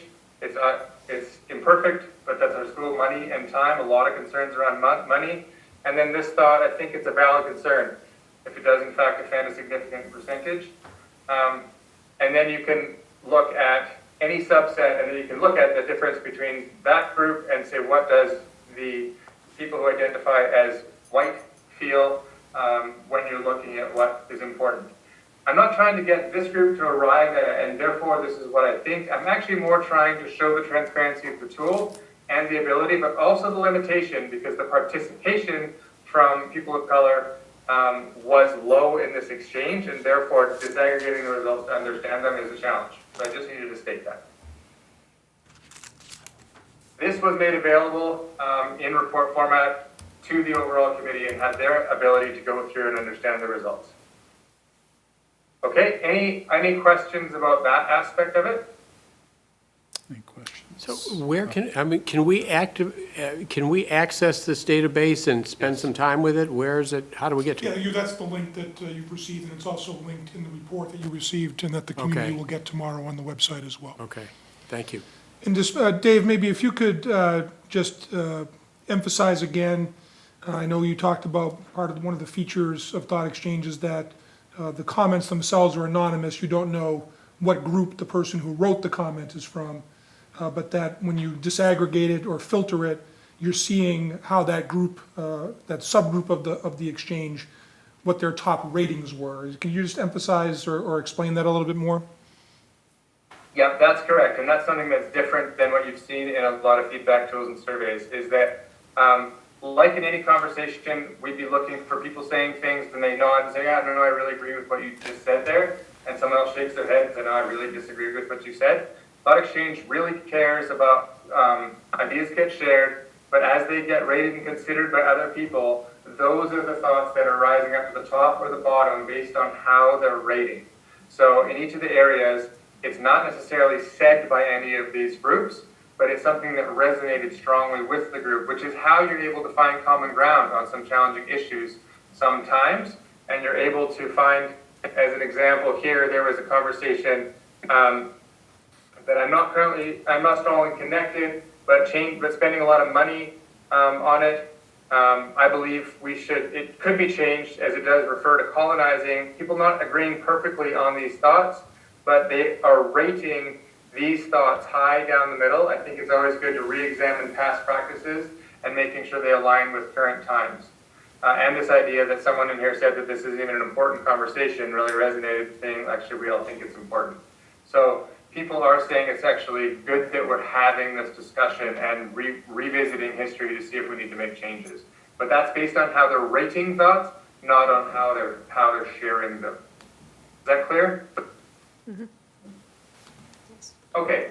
So now what I want to do, you have a written document that goes through the responses of the committee and the thoughts that came from it. We also ran an exchange, so I just want to transparently run you through the results there as well. And the same thing, I'm going to use a similar mechanism here to allow you to look at the results based on people that don't perfectly agree, and then see if we can just take a glimpse at common ground. And so we had 23 committee members participate in this, and the question is, what are your thoughts and insights after listening to the presentation that I just gave you right now? There's 41 thoughts rated almost 600 times, and we asked them a demographic question. At this point in the discussion, are you leaning towards recommending to replace? Are you feeling neutral? Are you leaning towards recommending to keep the mascot? In this moment, 61% were leaning towards recommending to replace, 3 were neutral, 6 were leaning towards recommending to keep the mascot. Now, what's more important than just the total number, the reason why it asked such a question is that the same way as before, it allows us to go in and say, well, let's look at the thoughts from the people that are leaning towards recommending replacing the mascot, the 61%. Here's where their top thoughts. We can phase out the mascot over years to not strain the budget. The students who do not feel included in school and community might not speak up. So just because you don't see or hear anyone offended doesn't mean that they aren't. It's up to us to choose to recognize and include them. Many major changes in society came about despite a majority of the population not wanting the change. It's unlikely that women and girls would have begun playing sports without Title IX, for example. The rationale used in the argument to keep the mascot do not address the reason to change it. It is important because it argues the point that it's not relevant, for example, cost. Cost can be mitigated over time. I'm going to now show you the neutral group was too small, so I'm going to show you the thoughts of the leaning towards recommending keeping it. The majority has weighed in that they do not favor a mascot change. It is not nearly close for us to recommend a change. This process has been and should remain democratic to its close. How could we recommend anything when the majority has stated what they desire? The second thought, I can see both points of view. The third thought, I am not as angry as I was when I first read the comments from people who posted an opposing viewpoint. Having empathy for the other side has been valuable. I truly love the people in this community, and I was feeling angry with some comments. The last one, or last two, help us understand where we can find common ground, and then many major changes in society came about despite a majority of the population not wanting that change. And then finally, with the same protocol, I'm going to show you the differences and the common ground between this group. So there were 12 people here that rated these thoughts high. The students who do not feel included in the community might not speak up. It seems there are more thoughts than I expected to want to change. So if we're looking to develop a climate where all students and community members have a sense of belonging, we need a mascot that helps create this. It is important to consider all the viewpoints of everyone based on how they connect with the district's values, not the size of the group. It's not as simple as majority rules approach in some students. On the other side, both sides have made very sound and thoughtful arguments in a respectful manner. I respect the view of the mascot not being inclusive. It's important to prevent majority rules without the education. Keep them colonials, but change the mascot. The groups didn't agree on that, but the three thoughts down the middle are the common ground. In a perfect world, as a community, there should be more that unites us than divides us. We are better together. Both sides seem to agree on the importance of history and tradition and being included. It is as though one group is currently feeling the loss of exclusion and the other group is fearful of being excluded as a result of the mascot change. I have to say, I really like this thought. There's my one third-party opinion. Last one, I'm torn between the two values both sides present.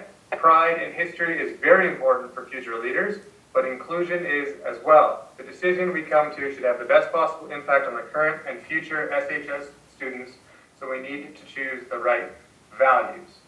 And I'm going to end there because I do believe that this is an important conversation about aligning values to represent your kids and the future kids. So I'm going to stop sharing and I'm going to ask for any questions that I can clarify so you can go about your discussion. Great, thank you. Colleagues, any questions for Mr. McLeod, Ms. Everett?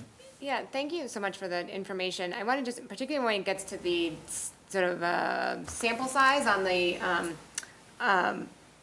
screens, I'm sorry, when you have, I think you label them as differences, but when you have those Venn diagrams, and in some cases you have some really small numbers, and so can you just help me understand how the algorithm works if you have sort of 3 people and 12 people, but you're finding some commonality?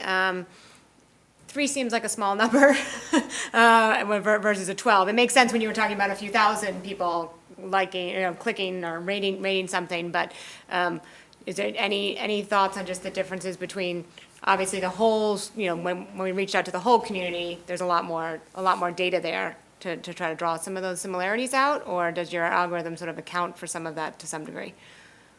Yeah, so the algorithm works based on, in that case, there was only 22 people, and so that's 15 of the 22 being represented. And where the other 7 went was they rated quite middling. They rated 3 stars, so they were neither extreme on either side. And so they were excluded because they didn't feel disproportionately passionate about either side.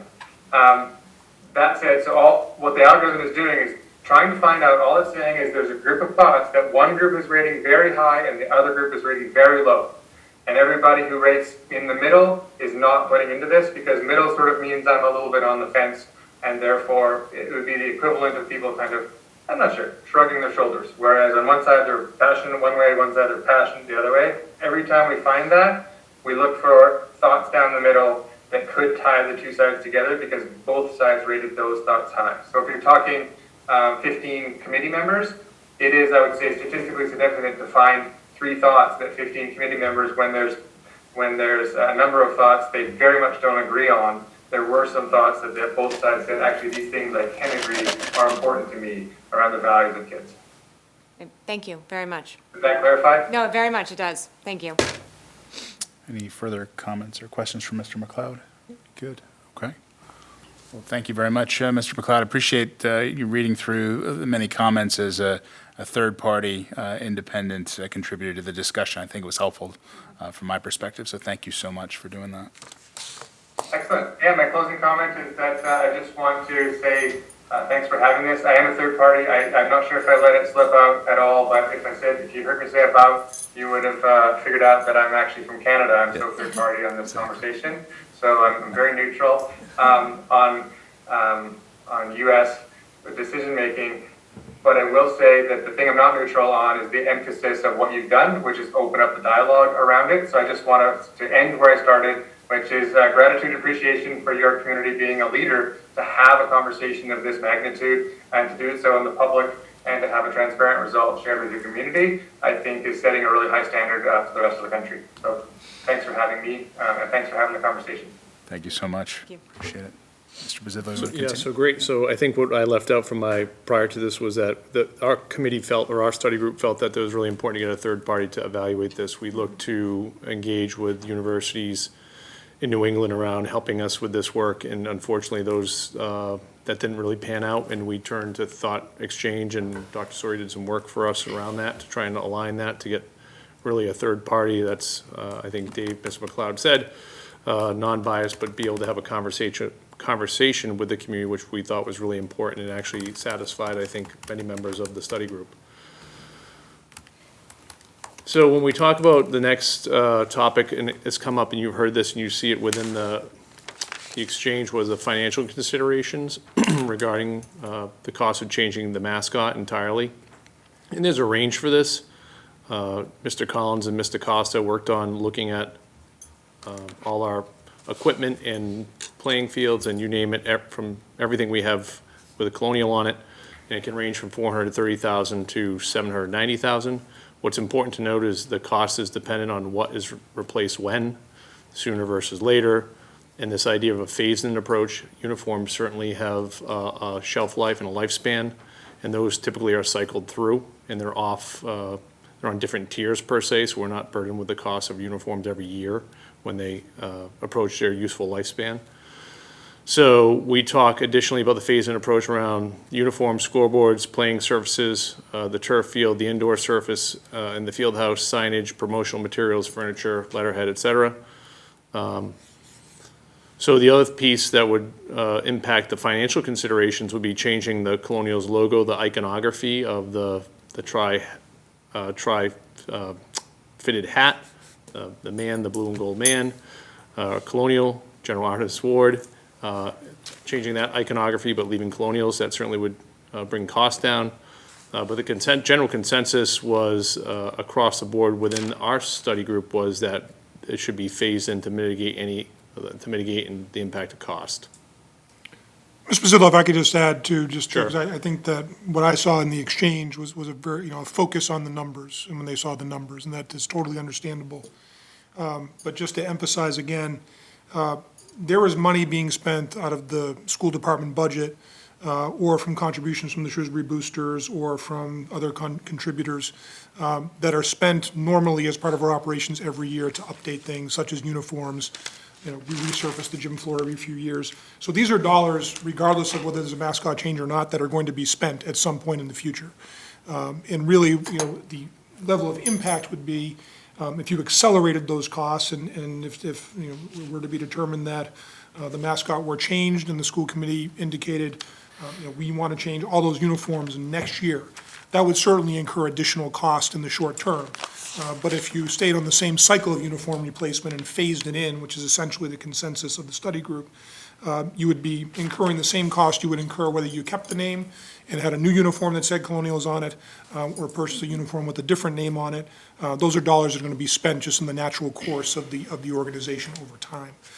So that's sort of the shift between, phasing it in, or there may be some costs that would be longer term, certain signage that might last for a longer period of time, where you might accelerate some of that. But I know that was a very significant concern that people raised in the exchange, and that's something that I think is important to understand some of the impact of the difference of whether something was phased in.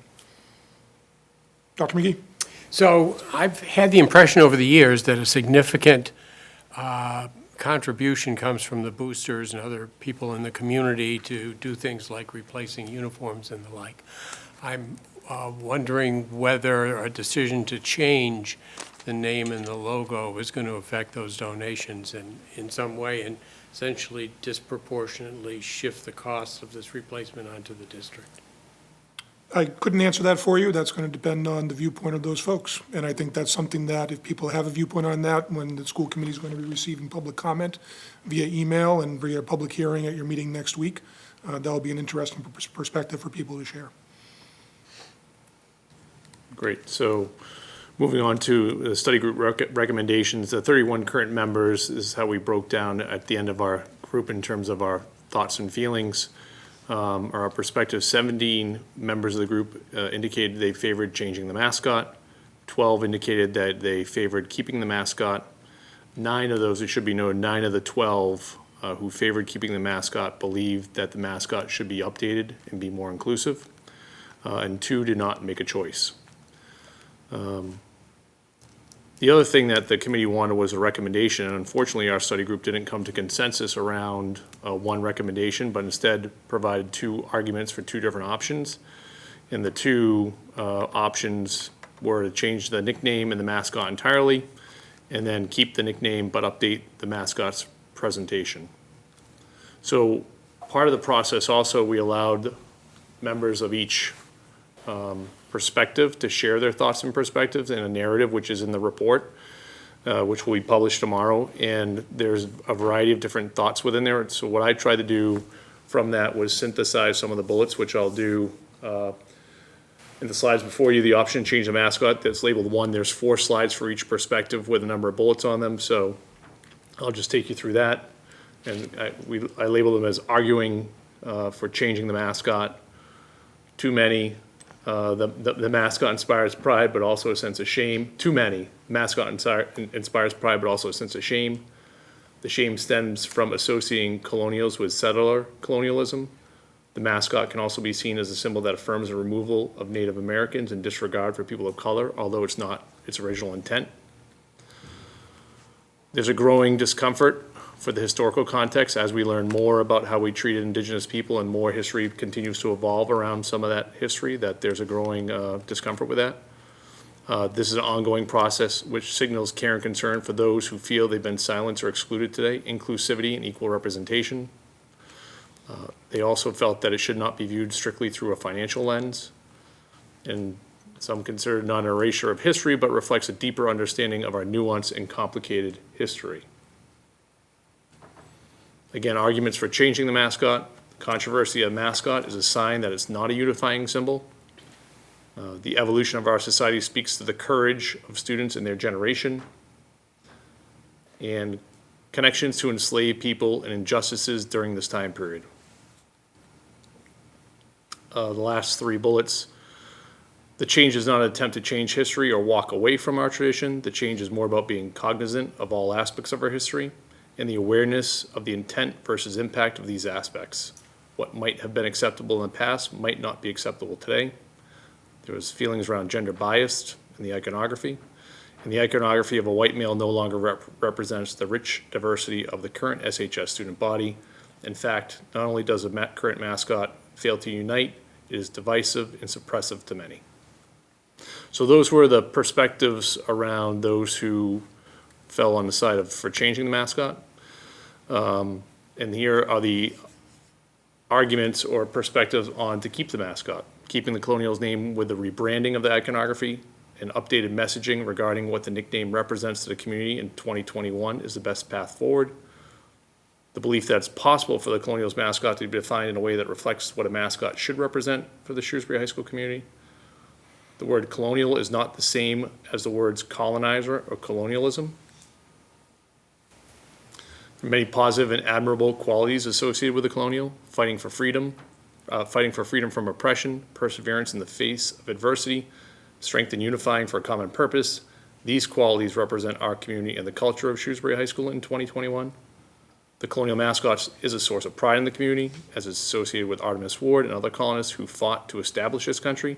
It unites the past with the present, and replacing the mascot would have a negative impact on the culture, climate, and spirit of the current Shrewsbury High School community.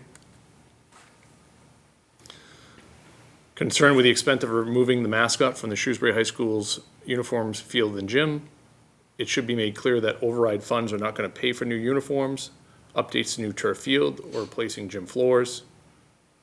The horrors of our local history are unquestionable, and the subjugation and annihilation of Native people is a stain on our past we have to continue to reckon with.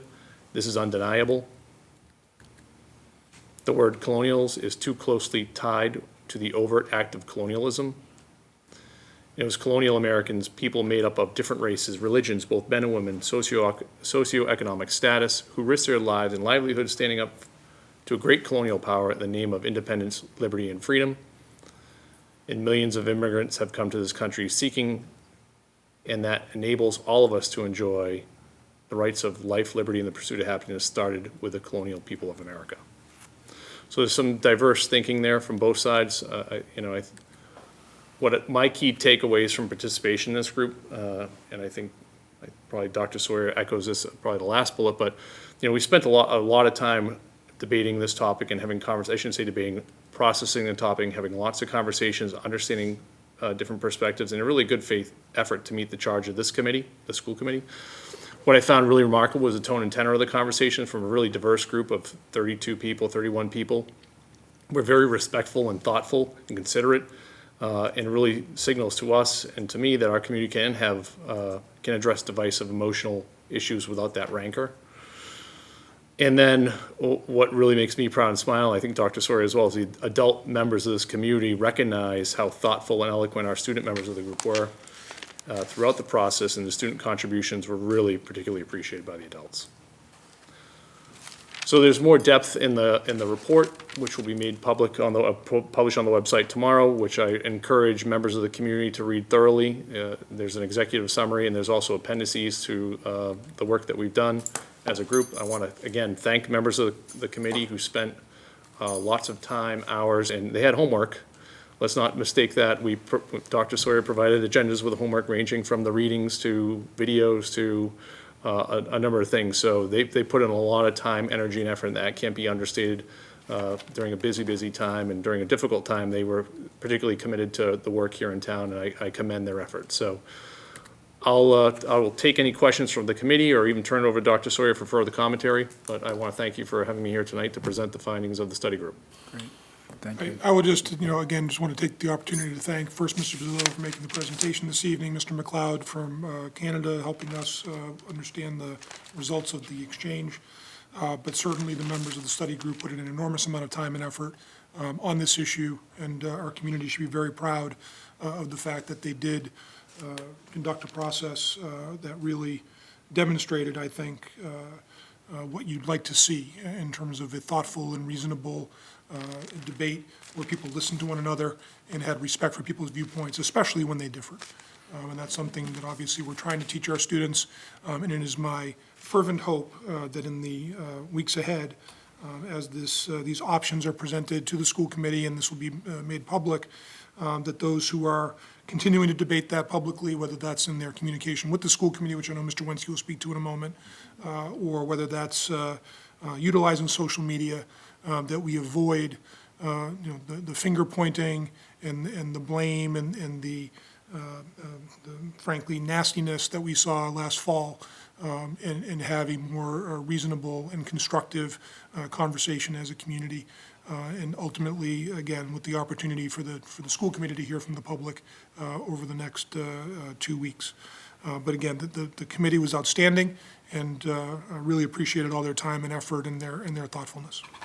Great. Thank you, Dr. Sawyer. Comments and questions, Ms. Heffernan? Yeah, I also would like to really thank the study group, certainly those administrators in the room who helped to shepherd this whole process. I really think we have engaged in as a community in a really thoughtful process and dialogue. I thank Mr. McLeod for joining us tonight and sharing from his perspective that he's also seeing that. But the fact that we have 2,800 people engaging with us on a topic that's clearly of import to this community, I also want to thank them for this. And I think, well, I very much am looking forward to hearing from the members of the public, and also really, I did not appreciate that there was a link earlier, so I want to go through and spend more time with the thought exchange, even though the high-level summary is helpful tonight. Well, I think sort of that while I always hope that values are at the center of my thinking and my decision-making, there are a lot of values at play here, and values of equity and inclusion, but also what we're demonstrating in this community tonight is around discourse and respect for different points of views and how to have conversations. So while this is challenging and there's really strong feelings, I'm also proud of how we're getting about to making a decision, and feel like the study group has had homework, and now I certainly at least feel like I have homework to do to kind of understand all of those different perspectives that people have shared. So I hope that people will continue to engage with us over the coming weeks on this important issue. Definitely. That's Fritz. Thank you. I'm glad that we went through this process. I know when we were approached in the fall, there was a concern that we should make a quick decision, and we felt that that was not the right thing to do, that opening this up to the community was the appropriate method, and having stakeholders have a voice and an opinion was the appropriate way to go about it, to study the issue. And I think this is correct, and this group is going to be immensely helpful. Having public hearing, having more input is also going to help. I do have a couple of questions, though, as we go forward. One question I do have, you mentioned that we did reach out to try to get an Indigenous peoples group to come and speak to the ad hoc group, but we were not successful. We met for about 6 months. Is it just couldn't connect? Somebody didn't want to, what was the reason we could not get someone to come? Yeah, so I think we reached out to, I want to say it was at least 3 or 4 groups, not only here in the state of Massachusetts, but New England groups, and we just couldn't make it work. We couldn't connect. And I'm not entirely sure why. I feel like we did appropriate outreach. We tried the best we could, yeah. Multiple outreach to numerous groups to try and engage in conversations. We felt that was really important. The study group felt that was really important, and we just weren't able to make it work. Okay, thanks. And we intend to do another reach out now, knowing you have a public hearing and knowing you have a time for written comment right now, to see if any of these groups are, and maybe we can. And I know it's been a very difficult year for everybody in many ways, and but we certainly would appreciate to have that perspective. Great, I do think that's important, at least we've tried, we can show that we have tried, and if somebody can, that would be important. Another question I have, and I know it did come up way back in the fall when we started talking about this, was having, and looking at, the start of this country and, what is seen as colonialism and, how this country was formed, but also layering on top of it maybe contemporary British colonialism and how people are looking at and comparing the two and how it's being perceived by some students who are in school now and comparing it and feeling that that is something that's hard for them because they're seeing it. Was that discussed by the ad hoc group in any detail? I'll give you the best recollection, because I think this happened early in our conversation. Dr. Sawyer, you can help me fill in the blanks. I'm not sure how well my memory goes back, but we did have conversations about how particular groups, particularly our students of South Asian descent, felt that our mascot was very similar to British Empire and the colonialism that they experienced within their own native country, Right. and was quite off-putting. Right. Or even offensive. That did come up with students, and it was discussed. I'm not sure the depth, I can't remember the depth, but I do remember as a topic of conversation amongst the group and also with students that presented the petition in terms of their own perspectives of their friends who've come to this country. So it was discussed, but I think it was relatively early on, maybe I want to say within the first 3 meetings. And I think that, it gets a little bit at the perspective where, there's some who take a line of argument that the language is so tied together of the word colonial and the word colonialism that someone who's new to the community, someone from outside the community who sees it, makes certain assumptions about it because of the name. And there are some who would, who even put forward whether that was in the exchange or in other ways or in the original petitioners that, nomenclature that's different along the lines of, say, patriot could better capture some of the founding principles of the country, but not have the sort of assumed association with colonialism, whether that's in the U.S. or perhaps elsewhere. And what's something some people I think are grappling with is some of the points made by those who would like to change it in terms of what the whatever term you use, colonials, patriots, settlers, Minutemen, whatever term, that there's some of the issues around indigenous people and Native Americans, it's still the same dynamic, it's just a different name. And so how do you reconcile those two things?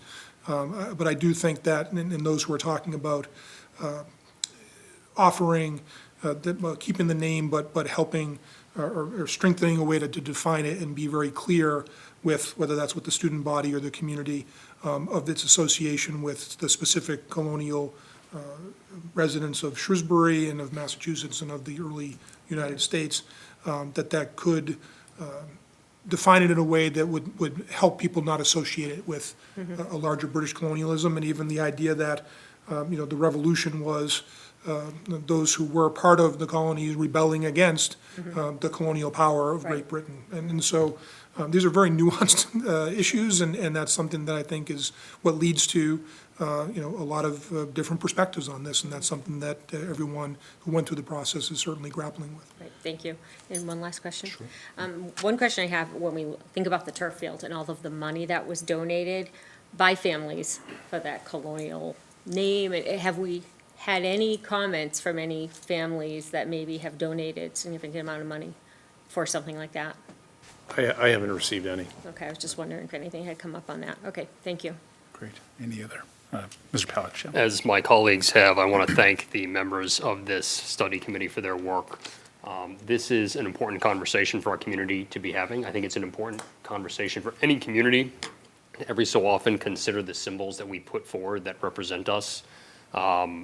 And the study committee obviously put a great deal of time and thought into this project, which has generated what I believe will be a valuable resource for the community. Obviously, we just received this report this afternoon. I'll be spending a lot of time with it in the coming 2 weeks.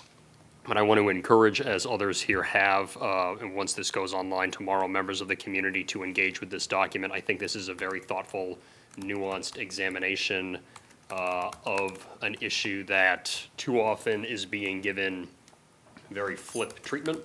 on social media, and certainly that's one of the consequences of a free society, is that dialogue is not always neat or messy or clean. And I know that there has been a lot of social media dialogue that has become not just charged, because this is rightfully so a very emotional topic for many, but flip, quick, disrespectful, not particularly deep. And I think that this report is a resource that I would just encourage anyone with an interest in this topic, or who thinks that this is something they feel strongly about, to take a look at.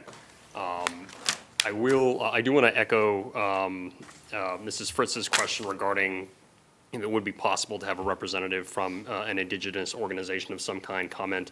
I do know that the Commonwealth maintains a Bureau of Indian Affairs. I'm wondering if we might be able to reach out to that official resource. I do just think that that's something that I would like to see a bit more effort to make sure that that is reflected in what we consider. I also will say, having looked at this, one of the, and I guess a question for Mr. Bazillo is, one of the sort of questions here for me has been, we're using the phrase mascot, I think sometimes as a shorthand for what we have a mascot, which is like an image of a gentleman in a tri-corner hat, and the word colonial. And I remember to the original presentation, the context of the word colonial was very much a focal point of that, as Mrs. Fritz pointed out. Colonial in the American context refers to something a few hundred years in the past, whereas in parts of the world, colonialism is something that was very real in living memory. So there is what the word means. There is also the mascot, which is an image. And I guess my question for Dr. Bazillo is, I'm wondering if you can talk a little bit about the committee's conversations. Were there separate, distinct feelings about the image and the word, or were they always largely intertwined? It's a tough thing to answer. I'd say for me, they felt like they were very intertwined. We did have conversations about the iconography and what that would look like, particularly when it's a male. That was one of the topics that came up. Also, the image of the colonial, this kind of menacing colonial who was, took over indigenous people's lands. So that was, I would say they were probably parallel conversations. They weren't maybe, I wouldn't say intertwined, but they certainly went hand in hand. But again, I think the term colonial was a 20th century term. We talked about the etymology of colonial, where that came from. We studied that as well, and when that was used and how that was used. So it's a historical term. It's hard to extrapolate from settler colonialism, which I think is the difficulty. But generally speaking, I would say they weren't, maybe not intertwined as much as they ran parallel in conversation, because you can't have one without the other. And those were you talk about colonials, and you talk about the iconography, and they, I would say they go hand in hand, but I would defer to Dr. Sawyer. Yeah, I do think when people read the report and the narrative that was submitted by members of the study committee who are in favor of maintaining, and even in the report, it talks about sort of the definitions of, and we put this together. It was actually interesting because typically we tell our students don't use Wikipedia as a source. But it was very interesting. It was very hard to find a definition of sort of a nickname in the way I think most of us would agree it applies to schools and colleges and high schools and things like that versus a mascot. And the Cambridge Dictionary defines mascot as a person or an animal or an object that's believed to bring good luck, or one that represents an organization. Whereas the best definition that I could find of a nickname in this context is a name officially adopted by an institution for at least the members of its athletic teams, typically as a matter of engendering school spirit. The institution either officially or unofficially uses a moniker for the institution's athletic teams, or as a nickname to people, to refer to people associated with the institution, especially its current students, but also often its alumni, its faculty, and its administration as well. And so, I know the word is often used interchangeably, mascot, and that tends to be when you look at news articles about a school that may be changing its mascot, that tends to be the word that's used. But there are differences. I know that one of the news articles, and these are folders, these are Google folders with the same documents the study group reviewed, are links in the report itself. So people who are interested in reading through that can access these same things. But I know one community, that was a lot of the controversy. Another community in Massachusetts was about as much, not necessarily changing the name, but the iconography associated with it, which was more the mascot, keeping the nickname, we're looking to change the mascot, and there was a lot of controversy in that community about that. I do know that there was some feedback within the study group around, again, keeping the name Colonials, but considering whether or not there is symbolic representations that could be, less focused on the male figurehead. So that's something that people will see when they read the report. Any further comments or questions from the committee? First off, I'd like to thank the study group for the hours of work that they put into this. I'd also like to thank Mr. Bazzillo and Dr. Sawyer for your efforts here. I think we all know that this isn't the only issue you've had to deal with this year, so I appreciate the effort here. I think from my perspective, I think since the petition was submitted, I've learned a great deal about how this was handled in other districts and other institutions, and I'm appreciative of how we've handled this to gather all perspectives in this case. I'm also, it's a lot of information to digest, as I'm sure everybody here agrees, to consider, to understand, and I appreciate the comprehensiveness of the report that was shared. Also appreciate thought exchange and the partnership there. I thought their presentation and the data that they've collected is very valuable to this. With that, before we get to next steps, Dr. Sawyer, any other comments or questions? No? Okay. So next steps, next week we will have a public hearing at our meeting on Wednesday, June 16th. The public is welcome to attend. We do know the day before our next meeting, the state of emergency is lifted in Massachusetts, so things open up a bit here. What I would encourage the public to do is to email the school committee to request participation next week. I mean, by nature of a public hearing, it is open to the public, but we would like to understand and kind of gauge what the level of interest is. It will be an in-person public hearing. I should also state that as well. We're coming off of our virtual, Zoom calls, and it will be in person. So I want to make sure that that is clear. So where this will be the first public hearing since prior to the pandemic, I think it's in everybody's best interest to email us to let us know that you want to participate next week and share your comments. We will handle this very similar to how we did public participation. Everybody that wishes to speak will have 3 minutes to do so. And as Mr. Bazzillo said in his presentation, I would like to make sure everybody maintains respect and engage in civil discourse throughout the public hearing. I think it's important that this doesn't kind of evolve into a live version of a Facebook comment thread that I've been reading over the last couple weeks. We need to keep it respectful and make sure that we're being, respectful of diverse opinions. So again, I would strongly encourage the email to advise that you wish to participate. But in regards to emails as well, we know we're going to get emails from the public. Also like to make mention that all emails should be identified. In other words, just make it known who you are in your email. Don't make it anonymous. And the emails would be retained for public record. And obviously, the school committee will review all emails as they come into our inbox. So, any other comments or questions? Mr. Wensky, if I could just Sure. emphasize, because I think it's important for people who do want to submit comments in writing to the school committee, just again, a key reminder that these are correspondence with the school committee, that they are public documents. And I know that in some other situations in other communities, I think people who sent off emails were then surprised to find that these were things that became public and known and had their name attached to things that they might have written in a heated moment. So I'd ask that our members of the public who wish to engage with the committee just consider that. And again, follow the example that these members of the study group have set forward around having a reasonable, thoughtful debate about the issue. Great. Thank you very much. Thank you. Okay. Thank you, Mr. Bazzillo. Okay, the next item on our agenda is approval of minutes. The minutes from the school committee meeting held on May 26, 2021 was enclosed. Colleagues, any revisions or corrections? There being none, they will be approved as written. And tonight, we do need to adjourn into executive session.